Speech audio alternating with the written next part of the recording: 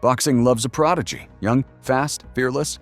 We all hype the next big star, expecting them to conquer the world. But for every legend, there's a dozen who burn bright and vanish just as fast. No excuses here. This is the raw truth about the biggest boxing talents who flopped. What went wrong? How did the potential slip away? Let's break down every boxing prodigy that flopped. First, Ike Ibeabuchi. Ike Ibeabuchi had the kind of presence you don't see often. Big, strong, and athletic, but also surprisingly fast for his size. He wasn't just another heavyweight, he was a problem. From the moment he turned pro in 1996, it was clear he had something different. His rise was quick. Early on, he blew through opponents, not just winning, but dominating. These were guys who were supposed to test him, to slow him down.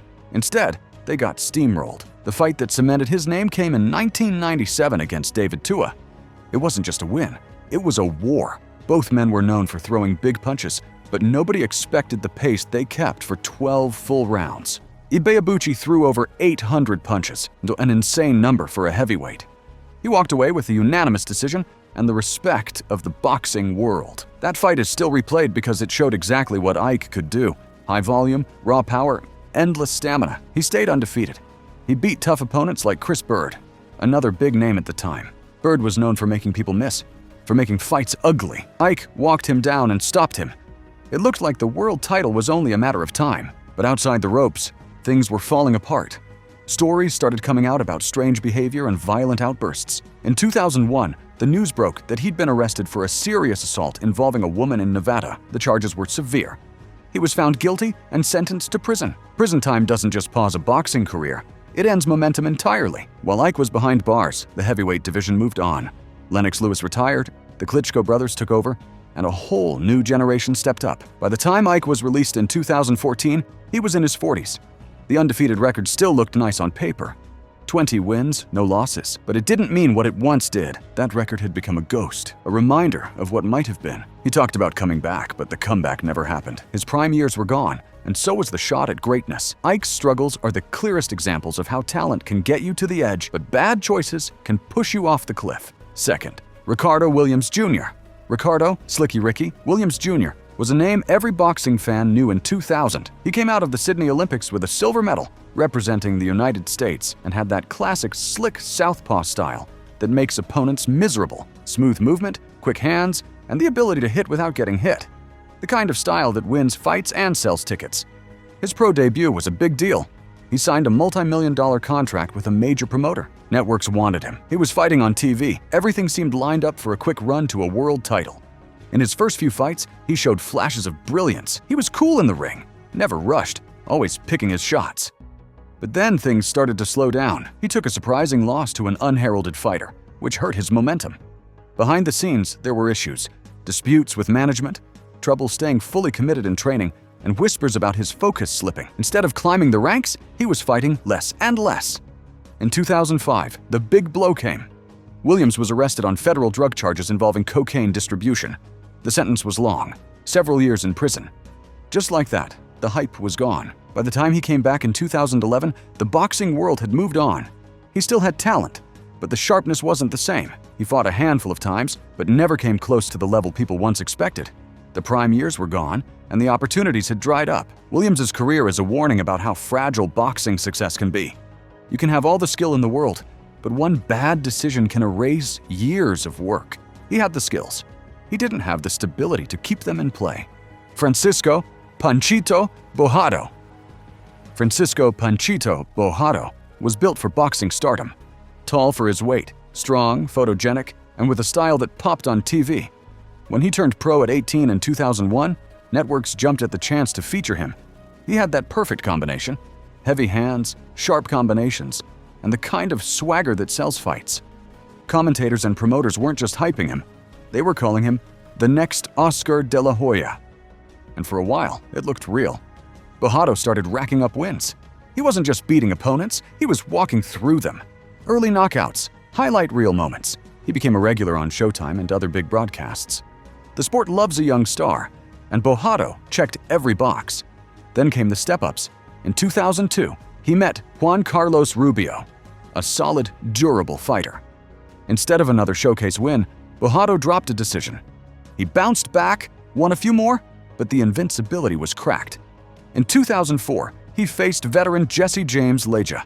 Leja was older, slower, but far more experienced. He picked Bojado apart and won convincingly. That loss hurt more than the record. It shook the confidence people had in him. Soon after, Bojado started pulling out of scheduled fights. He disappeared from training camps. By 24, he was barely active. The hype machine that once followed him so closely had moved on to the next young prospect. He tried a comeback in 2008 after a 3-year layoff. The talent was still there in flashes, but the sharpness wasn't. By the early 2000s and 10s, his career was over. Bojado's story is the classic, too much, too soon. Fourth, Tony Ayala Jr. Tony Ayala Jr. stormed into the boxing world in the early 1980s like a tornado. Barely 17 years old, he packed serious power and an aggressive style that overwhelmed opponents. He went undefeated through his first 22 fights, knocking out most of his opponents and tearing through the junior middleweight division like a man possessed. People saw a young fighter destined for greatness, fast, fearless, and impossible to stop. But outside the ring, chaos followed.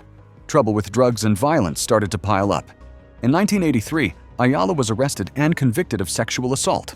The court sentenced him to 35 years in prison, a sentence that wiped out any chance of building on his early success.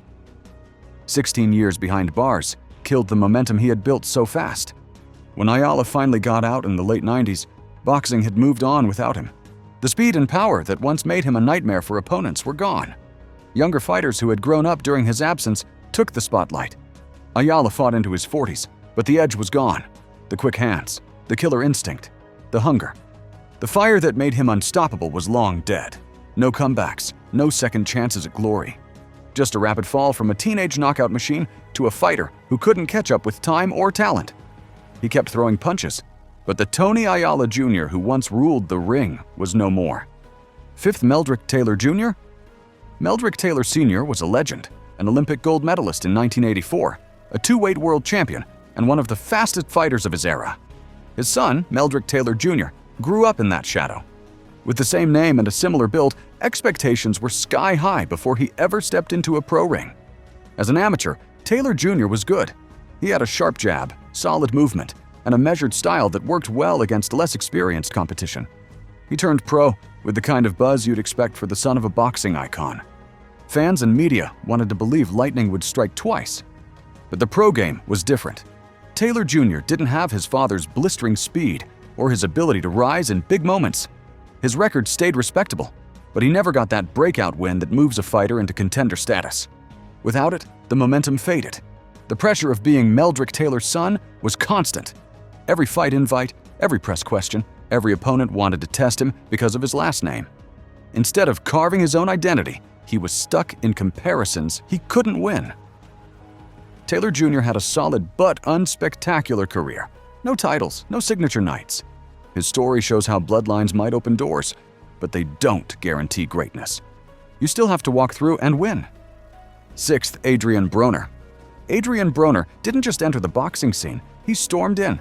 Fast hands, sharp reflexes, knockout power, and a personality that filled every press conference. By his mid-20s, he'd already won world titles in 4 weight classes. That's the Hall of Fame pace. He played the part of the next Floyd Mayweather. Flashy clothes, trash talk, and a confident smirk that said, "I can beat anyone in the room." And in those early years, it wasn't an act. He backed it up. Whether he was blasting opponents at lightweight or cruising through bigger men at welterweight, Broner made it look easy, but somewhere along the way, the focus slipped. Training camps weren't as intense. Discipline became an issue. Outside the ring, legal problems started stacking up. Arrests, lawsuits, public incidents that grabbed headlines for all the wrong reasons. Then came the losses. Marcos Maidana dragged him into a dogfight and dropped him twice. Sean Porter outworked him. Manny Pacquiao showed the gap between Broner and the sports elite. The swagger stayed, but the results didn't. He still sells tickets, still talks big, but the aura of an unstoppable prodigy is long gone. 7. David Price. When David Price turned pro after the 2008 Olympics, British boxing fans thought they had their next heavyweight star. At 6 feet 8 inches with broad shoulders and a right hand like a wrecking ball, Price looked built for dominance. Early fights supported the hype, quick knockouts, effortless control, and a calm confidence in the ring. Then came Tony Thompson in 2013. Price was unbeaten, heavily favored, and expected to win comfortably. Instead, Thompson caught him, stopped him, and shattered the image of invincibility. The rematch came fast. The result was the same: another stoppage loss. From there, the slide was hard to miss. Price still had the size, still had the power, but the confidence was gone. Fighters he should have beaten were hurting him. His chin became the topic every commentator brought up before the opening bell. By the time he retired, Price had flashes of the fighter he was supposed to be, but they were rare. 8. Jeff Lacy. In the early 2000s, Jeff Lacy was one of boxing's most talked about names. A 2000 Olympian with a chiseled physique, knockout power, and a style built to entertain, he blasted through opponents with heavy combinations that drew instant comparisons to a young Mike Tyson. Broad shoulders, relentless pressure, and a mean streak in the ring. Fans and media were convinced they were watching the birth of a future superstar. Lacy didn't waste time proving them right. He won the IBF super middleweight title in 2004 and defended it with the same explosive style that had carried him through the amateur ranks. By 2006, he was undefeated, confident, and booked for a unification bout against Welsh champion Joe Calzaghe. On paper, it was a career-defining fight, the kind that could turn him into a global star. Instead, it became the night everything changed. Calzaghe didn't just beat Lacy, he dismantled him. For 12 rounds, Calzaghe's speed, angles, and relentless punching turned the fight into a one-sided boxing clinic. Lacy's face was swollen, his output slowed, and by the final bell, it wasn't just a loss. It was a physical and psychological beating. He fought on, but the same edge was gone. Punches that once intimidated opponents no longer had the same effect. Losses to fighters like Adrien Taylor and Roy Jones Jr. followed. The hype faded, because in boxing, one bad night can erase years of momentum. If you love boxing's highs and lows, smash that like button, hit subscribe, and drop a comment on which Prodigy surprised you the most. Your support keeps us throwing knockout stories your way, so join the conversation and help us grow this boxing community.